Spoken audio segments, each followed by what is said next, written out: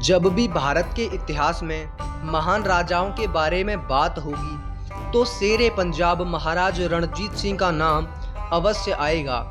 पंजाब पर छत्रसाल शासन कायम करने वाले महाराज रणजीत सिंह ने महज 10 वर्ष की आयु में अपना पहला युद्ध लड़ा और 12 वर्ष की आयु में ये राजगद्दी पर बैठ गए। वहीं 18 साल की आयु में इन्होंने लाहौर को जीत लिया। आइए जानते हैं डिमांडिंग कपिल के साथ महान सूरवीर महाराजा रणजीत सिंह का सच्चा इतिहास। महाराज रणजीत सिंह का जन्म 13 नवंबर 1780 को गुजरावाला में हुआ। जिस समय इनकी आयु महज 12 वर्ष की थी तो इनके पिता की मृत्यु हो गई, जो सुकर चाकिया मिसल के मुखिया थे।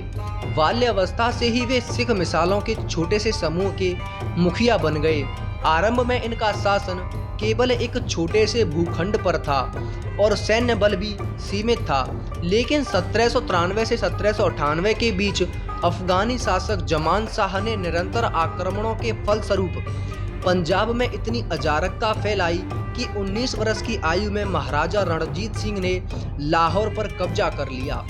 जमान शाह ने परिस्थितिवश इनको लाहौर का राजा बना दिया।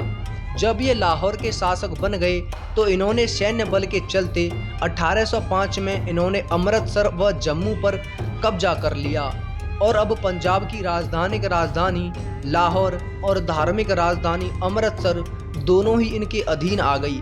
1804 में इन्होंने कांगड़ा के सरदार चंद कटोच को हराकर रणजीत सिंह ने होशियारपुर पर अधिकार जमा लिया।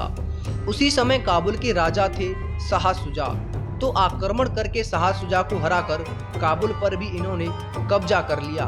तब शाह शुजा ने महाराज रणजीत सिंह से मदद मांगी और उन्हें कोहिनूर हीरा भेंट करने का वचन दिया। महाराज रणजीत सिंह ने संधि के पश्चात घाट पर अपने राज्यों की विलय की और शर्त लगाकर वचन दिया।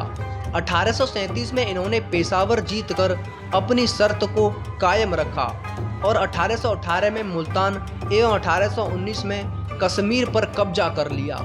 महाराज रणजीत सिंह का राज्यकाल बहुत महत्वपूर्ण रहा। वे निरंकुश होते खालसा के नाम पर शासन करते थे। उनकी सरकार खालसा के शासन से चलती थी। महाराज रणजीत सिंह के राज्य स्वरूप का मुख्य स्रोत भू राजस्व था, जिसमें प्रबल समावेश होता रहता था। महाराज रणजीत सिंह ने अपने सैन्य बल की व्यवस्था पर विशेष ध्यान दिया था। इन्होंने अपने सैनिकों को फ्रांस के सैनिकों से प्रशिक्षित करवाया और अपनी सेना को बहुत मजबूत बनाया, जिससे कि उसको हराना नामुमकिन हो गया। इसी प्रकार महाराज रणजीत सिंह ने एक तोपखाने का भी निर्माण करवाया, जिसका कार्यवाहक इलाही बख्श था।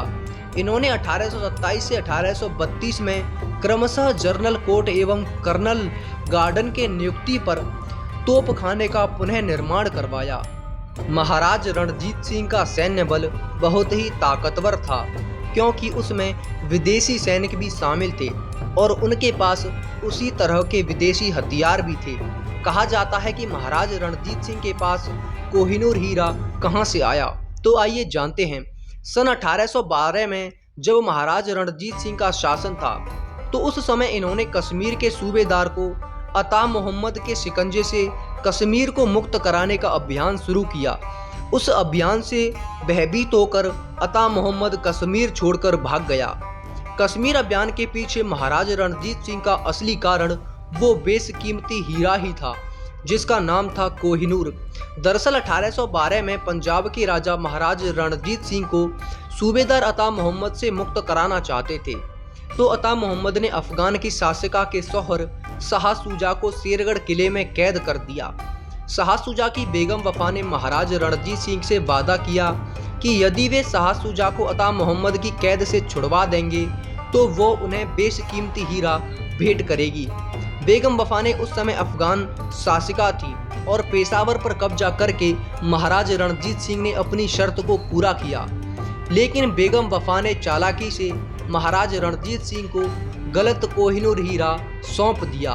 1813 से 1837 के मध्य बहुत सारे भयानक युद्ध हुए, लेकिन 1837 में जमरूद के युद्ध में महाराज रणजीत सिंह के सबसे वफादार सेनापति हरी सिंह नलवा की मृत्यु हो गई। हरी सिंह नलवा की मृत्यु के बाद महाराज रणजीत सिंह टूट गए, लेकिन महाराज रणजीत सिंह ने अपने दृढ़ निश्चय से अनेक महान हिंदू मंदिरों का निर्माण करवाया।